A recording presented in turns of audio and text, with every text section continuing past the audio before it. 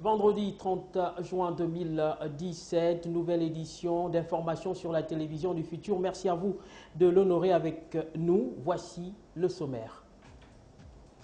Procès de Marcel Libama au tribunal de première instance de Tchibonga. On en parlera ce soir grâce à Joël Ndiengui, membre de la CONACICED. Il a été joint au téléphone. Il nous fera le point de ce procès qui a eu lieu hier seulement, jeudi. Procès dont la délibération serait prévue courant du mois de juillet. La page dossier va se déporter du côté de l'université Omar Bongo de Libreville, ce temple du savoir qui, selon certains observateurs, sombre de plus en plus. On fera en plein feu de cette université les réformes engagées depuis lors, les conditions de travail et revenir sur l'augmentation des frais d'inscription. Le dossier sera signé Priska Ntam et Tank Ulrich Mungengi. La fenêtre ouverte va s'intéresser à ces enfants qui très souvent manquent de respect à la rivale de leur mère.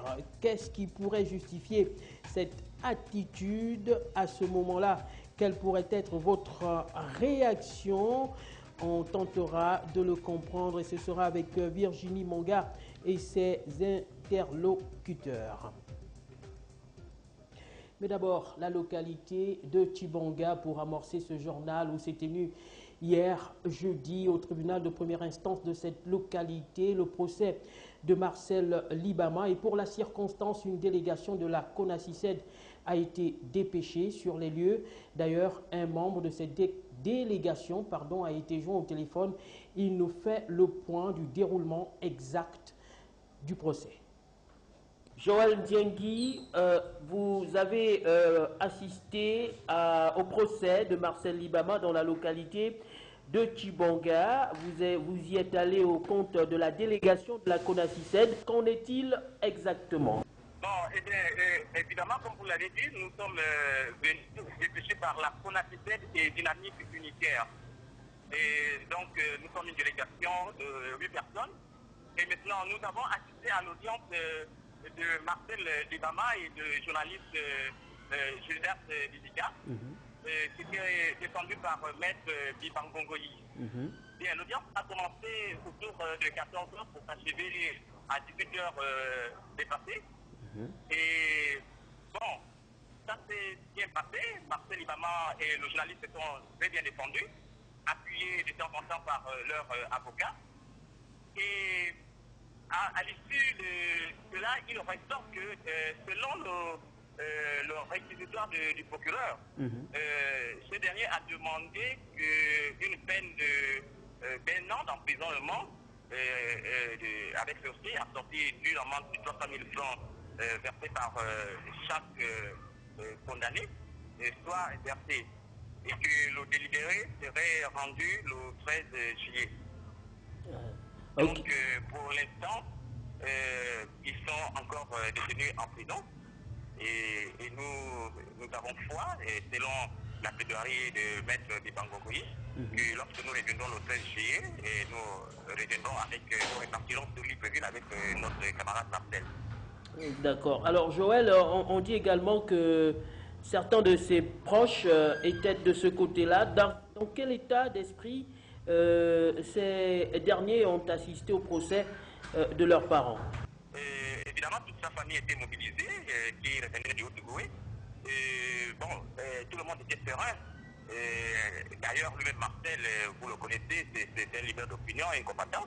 Il était serein.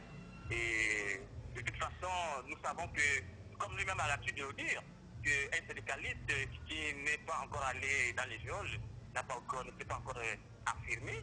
Et tout le monde était confiant. Il n'y a pas, nous ne pensons pas qu'il y aura encore une autre décision qui peut aller à l'encontre de l'attente de nos espérances. Joël Diengui, merci pour toutes ces précisions. Voilà pour la situation dans la localité de Tchibonga en ce qui concerne le procès de Marcel Libama. Parlons à présent crise sociopolitique et même économique dans le pays, une crise qui s'enlise depuis la crise post-électorale. Depuis lors, les Gabonais crient au désespoir, parfois au découragement, mais il y en a encore d'autres qui se révoltent de la situation, une situation qui peut se justifier selon un universitaire, un sociologue qui est au micro de nos reporters. Il est devenu difficile, devant la complexité de la situation, devant le temps qui passe et les épreuves qui s'accumulent au quotidien pour les Gabonais, de pouvoir dire aujourd'hui par quel véritable état d'esprit, quelle est la pensée des Gabonais aujourd'hui. Est-ce de l'exaspération? Est-ce un sentiment de malheur, d'abandon? Est-ce un sentiment de révolte? Est-ce un sentiment d'absurde? Pour reprendre deux mots chers à Albert Camus, l'absurdité, la révolte, et au-delà de tout ça, je pense que pour comprendre l'état d'esprit des Gabonais aujourd'hui, il faut passer par tout, par autant de notions, autant de systèmes d'explication. C'est pour dire à quel point je mesure, ça peut être difficile pour les Gabonais. Donc il n'y a pas de mots pour traduire ce que ressentent les Gabonais aujourd'hui par rapport à la situation dans laquelle se trouve le pays. Si nous disons qu'il n'y a pas de mots pour traduire ce qu'ils ressentent aujourd'hui, c'est une manière aussi de dire qu'on est au-delà de la justification. Nous constatons qu'il y a cette situation qui pèse sur les Gabonais, et si elle pèse sur eux, il est logique qu'ils puissent réagir de diverses manières, et la réaction ultime, c'est pour chercher à en sortir. Voilà. Donc, oui, la situation est grave sur tous les registres. Et quand on fait face à une telle situation, chaque être humain cherche à en sortir. Et donc, tout est dit. Anaclé Bichielou, enseignant à l'université Omar Bongo de Libreville. L'UOB, justement, je vous l'ai dit en titre, qui va être dans la page dossier de ce soir, et c'est maintenant, mais d'abord avec les travaux qui ont été initiés de ce côté-là et qui sont depuis point mort. Et on parle de l'insalubrité qui désormais dicte sa loi. Je ne vous en dis pas plus. Voyons cela avec Priska Ansam. L'université Omar Bongo, au-delà de ses dysfonctionnements académiques, est un temple du savoir abandonné à son sort. Ici, rien n'est fait ou pris en compte pour l'épanouissement des étudiants. Un environnement insalubre et envahi par de hautes herbes et qui offre un panorama funeste à ces lieux. Bâtiments inachevés et abandonnés. Et pour cause, les travaux de réhabilitation entamés ici il y a quelques années n'ont eu pour conséquence que participer au décor de cet environnement qui laisse sans mots. La description de l'université Omar Bongo est sur deux formes, au sens académique et au sens structurel. Au sens académique, c'est les différents types de formations qui sont offerts dans les facultés et comment l'administration assure le service de ces enseignements. En termes de structure, il y a vraiment un environnement un peu contraignant où il y a des manquements en ce qui concerne les structures de base, telles que les routes, comme vous le constatez évidemment, telles que le logement, les structures qui sont censées accompagner les étudiants pour les soutenir au sens académique. Un espace mal entretenu, pourtant exploitable, et ce, pour le plus grand bien des étudiants qui ne cessent de grandir en nombre chaque année. À l'université Omar Bongo, il est également question des réformes universitaires qui avaient été initiées il y a bien longtemps et qui peinent à s'adapter. Où en est-on avec ces réformes? Il y a également cette annonce qui sera en vigueur dès l'année prochaine, l'augmentation des frais d'inscription. Tout ceci, selon les étudiants, ne participe pas, sinon participe difficilement à leur épanouissement. C'est du moins ce que nous rapporte Tank Ulrich Mungengi. Créée en 1970 sous l'appellation d'Université nationale du Gabon, UNG, l'université Omar Bongo connaît depuis environ 2 décennies des dysfonctionnements à l'origine de la mauvaise performance de ce temple du savoir aux différents classements africains. 897e sur 1520 universités recensées en 2017 par Webométrique. Après les réformes issues des États généraux de l'éducation de 2010, fixant la limite d'âge pour les bourses à 27 ans, l'application du système licence, maîtrise, doctorat, des nouvelles sont à venir, notamment celles fixant le prix d'inscription en 50 000 francs CFA pour l'année académique 2017-2018 à l'université Omar Bongo et la délocalisation du campus universitaire, annonce faite au cours du Conseil des ministres du 2 mars dernier, lesquelles annonces font déjà objet de plusieurs interprétations. Ici, j'ai fait déjà 6 ans ici. Je n'ai pas encore vraiment vu une réforme qui avantage ou bien qui favorise les conditions de travail des étudiants ici. La réforme se prend tout en maîtrisant les conditions de vie d'abord des apprenants. Lorsqu'on sort par exemple des milieux défavorisés, déjà il y a certains ici qui n'arrivent pas, lorsque le restaurant était bien sûr ouvert, qui n'arrivent pas déjà à s'acheter un petit plat de 150 parce qu'ils n'en ont pas. Je ne trouve pas déjà l'importance de vouloir faire des réformes, soi-disant vouloir rendre l'université autonome. La structure déjà même de l'université ne permet pas déjà à certains étudiants qui sortent de certains milieux, de certaines structures, de payer 9 000 francs. Ils sont en train de rejeter certains et tout le monde n'ayant pas les moyens d'aller dans les écoles. Face au taux de chômage déjà assez élevé au Gabon, 30%, cette mesure pourrait avoir comme incident majeur une hausse de ce pourcentage engendré par de nombreux abandons. Et dans ces réformes universitaires, il était également question d'intégrer les privés dans la gestion des universités publiques. Il n'en est rien, tout s'est mal déroulé. Aujourd'hui, les choses vont plutôt de mal en pire. On retrouve Tank Ulrich Mungengi. On ne peut pas continuer à avoir une formation à 9 000 francs CFA. Ce n'est pas possible, affirmait le ministre de l'Enseignement supérieur en mars dernier, en rajoutant qu'aujourd'hui, il faut réfléchir et voir s'il ne faut pas aller vers des partenariats publics-privés ou mettre en place un nouveau système pour la gestion des logements des étudiants. Face à ces annonces, l'enseignement supérieur serait-il en voie de privatisation? Il n'est pas aujourd'hui, même dans la sous-région, un établissement d'enseignement supérieur qui dépend encore entièrement des subventions de l'État. Je vais commencer par vous dire, par exemple, que la norme CEMAC en termes d'inscription à l'université pour le cycle licence est de 50 000 francs CFA. Dans tous les pays de la zone CEMAC. Et le Gabon fait encore office d'exception, à telle enseigne que nous accueillons de plus en plus les étudiants des pays voisins qui voient dans l'enseignement supérieur gabonais un enseignement de qualité, mais surtout à moindre coût. La sélection, là encore, va être accrue. Le problème reste donc pour cet universitaire la communication.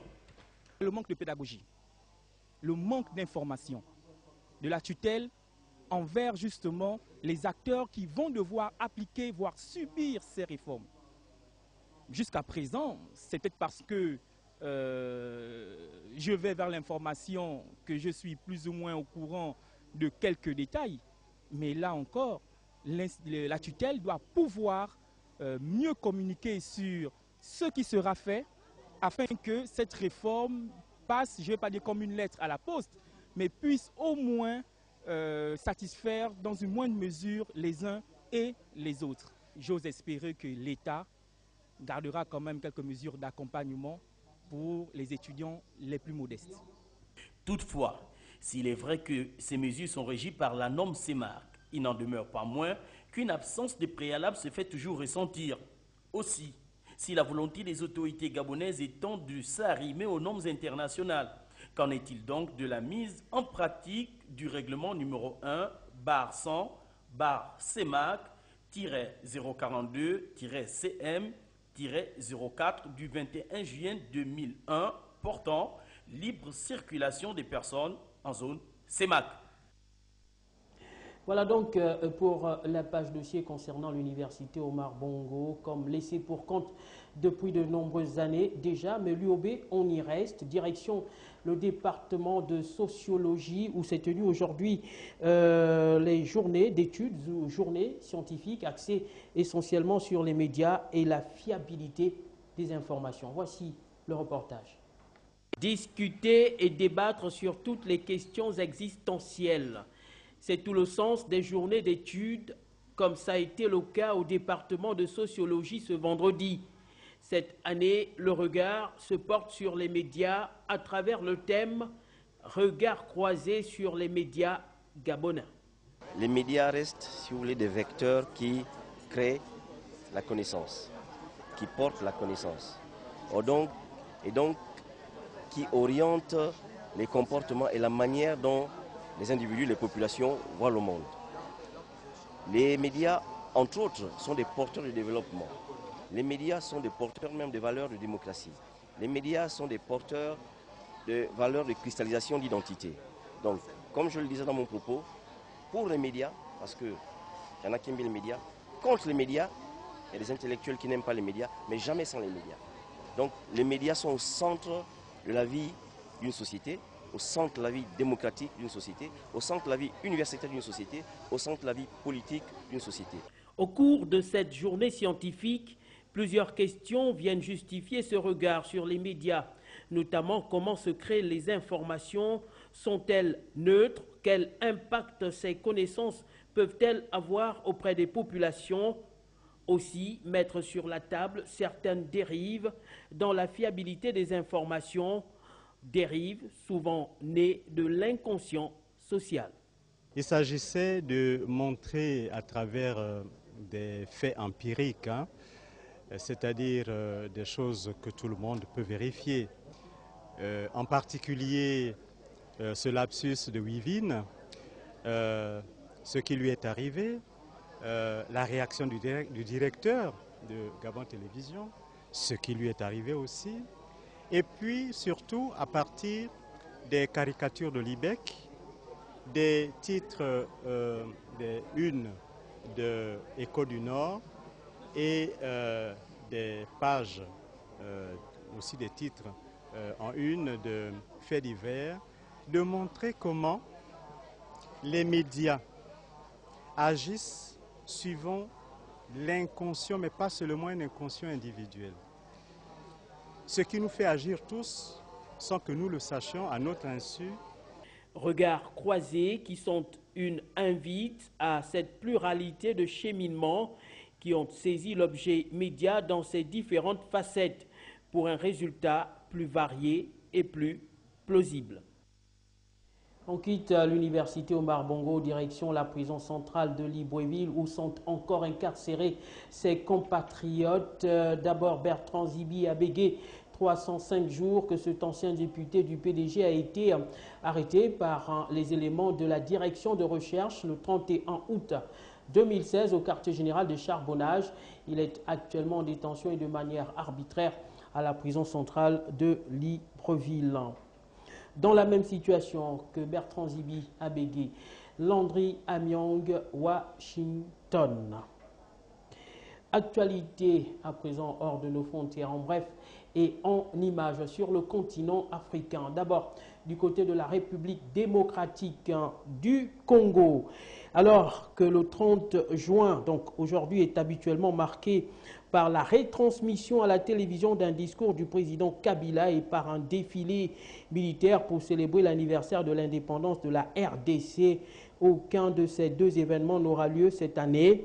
Ni célébration officielle, ni discours présidentiel, ni défilé militaire en ce 57e anniversaire de l'indépendance de la RDC.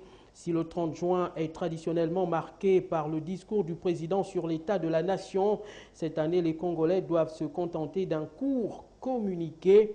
Dans le document publié dans la soirée du 29 juin sur le compte Twitter de la présidence, Joseph Kabila dit regretter ne pas pouvoir, pour des raisons de santé, adresser son message aux Congolais comme il le fait habituellement à la télévision.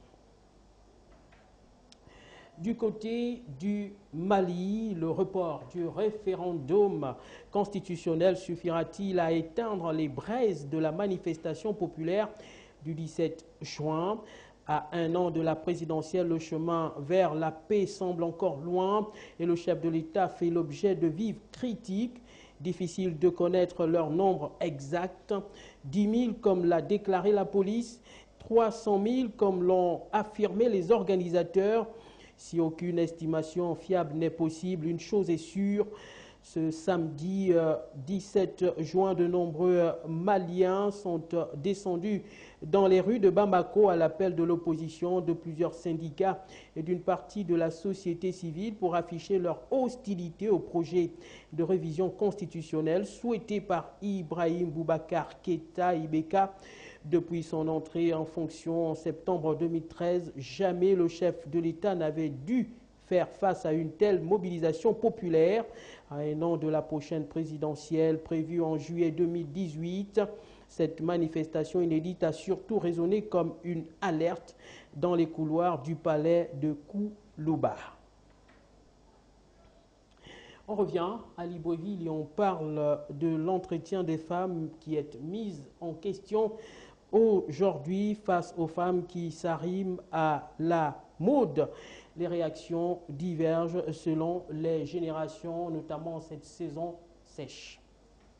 Se faire belle, une priorité pour les femmes, quelle que soit la saison. Pour une raison ou pour une autre, ces dernières ajoutent des artifices à leur atout naturel. Avec le tissage, ça cache les cheveux. Par contre, lorsqu'on laisse les cheveux à l'air libre, avec le vent là, ça va casser, il y aura des cassures. Donc le tissage sera bien pour les protéger. Une attitude pas souvent appréciée par des personnes d'un certain âge. À Nemo, ce n'est pas trop correct. Elles se font belles, ce sont des rencarts bien fixés à leurs hommes, de face de leur église, et ainsi de suite. C'est comme ça, et ce n'est pas commode. Les jeunes, en revanche, sont plus réceptifs à ce type d'entretien. Je n'ai pas un regard péjoratif. Ce qui est sûr, si elles se font belles, c'est pour plaire aux hommes. C'est normal qu'une femme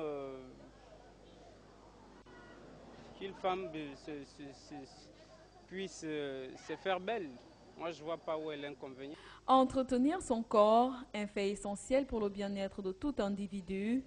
Seulement, tout excès est à éviter. Et nous voici arrivés à la fenêtre ouverte de ce vendredi. Quelle pourrait être votre réaction à l'instant où vous constatez que votre enfant vient de manquer de respect à la rivale de sa mère, donc votre femme? Réponse avec Virginie Manga et ses interlocuteurs. Vivre dans une famille polygame exige un certain type de comportement, aussi bien pour les enfants que pour les mamans, qui doivent s'aimer et se respecter mutuellement. Mais lorsqu'éclatent des disputes entre les rivales, il arrive qu'un enfant manque de respect à la rivale de sa mère. Face à un tel acte, d'aucuns proposent d'écouter les deux parties avant de décider. Je me mettrai dans la réflexion et je vais réunir les deux côtés pour essayer de trouver consensus. C'est-à-dire essayer d'écouter d'un camp l'autre la situation qui se passe entre les deux. Et en tant qu'un chef de famille, essayer de trouver la solution fiable. Pour d'autres, par contre, il faut punir cet enfant sans retenue. L'enfant de dehors est pareil pour moi comme l'enfant de la maison, c'est la même punition. Oui, il s'agit de bastonner, je bastonne. S'il s'agit de te punir, je te punis comme il le faut. Je ne peux pas te punir exagérément, mais je vais te punir, tu vas sentir quand même quelque chose. Je fais un premier avertissement, deuxième avertissement, mais jusqu'à 3, c'est déjà trop pour moi. Pour d'autres encore, face à la femme de son père, il faut nécessairement du respect. J'estime que d'abord, ce n'est pas du tout normal. Et ceci, c'est un principe d'abord de déontologie. L'éducation est primordiale dans chaque famille. Et il serait pratiquement imprudent et immoral qu'un enfant s'avère manquer de respect, disons, à la femme de son père. Il s'agit par contre de principe de moralité. La rivalité, disons, dans nos sociétés africaines, la rivalité est la forte obligation, peu importe pratiquement les catégories, mais le principe de base, c'est d'abord l'éducation. L'éducation qui détermine pratiquement le couple, qui détermine pratiquement la maturité, disons, des parents. Parce que c'est dû à la maturité des parents d'où viennent pratiquement ces genres de déboires. Ah non, c'est pas sérieux. Parce que si son père l'a aimé sa rivale, donc c'est pour dire que l'enfant doit aimer le rival de sa mère. Un enfant ne doit pas se mêler des problèmes de ses parents, déclare une autre catégorie de personnes. De la même manière que tu dois respecter ta mère, tu dois aussi respecter la rivale de ta mère, parce qu'elle remplace automatiquement ta mère. Un enfant ne doit pas se mêler des problèmes de grands. Hein? Un enfant reste un enfant. L'enfant doit se soumettre, quel que soit le problème. On dit le plus souvent que toutes les femmes sont des mères qui méritent de l'attention. Aussi méchantes puissent-elles être quelquefois, un enfant ne devrait pas manquer de respect à une mère. Qui plus est, la femme de votre père. Et vous, qu'en pensez-vous? Voilà, Virginie Manga de notre rédaction qui met un terme à l'essentiel de l'actualité pour ce vendredi. À présent, la traditionnelle page éphéméride, d'abord avec la citation du jour. Le plus souvent, les bêtises se disent à pleine voix. La citation est de Jean Dolan. Puis le proverbe du jour, faute de grive, on mange des merles. Demain, nous serons samedi 1er juillet 2017, 182e jour de l'année. Il nous en restera 183 avant 2018 et nous irons petit à petit vers la fin de la 26e semaine. Deux prénoms à l'honneur. Demain, on parle de Thierry et Aaron. Et ce communiqué de la Direction générale de TV+, 2835 jours que le ministère de la Communication séquestre le matériel de TV+. Depuis l'élection présidentielle du 30 août 2009 à 17 h, les équipements audiovisuels, satellitaires et d'émissions UHF, Libreville de TV+, installés à la Cité de la Démocratie et qui permettaient une télédiffusion nationale et internationale, sont séquestrés par le ministère de la Communication. TV+ réclame ces équipements audiovisuels au nom de la liberté de presse en République gabonaise.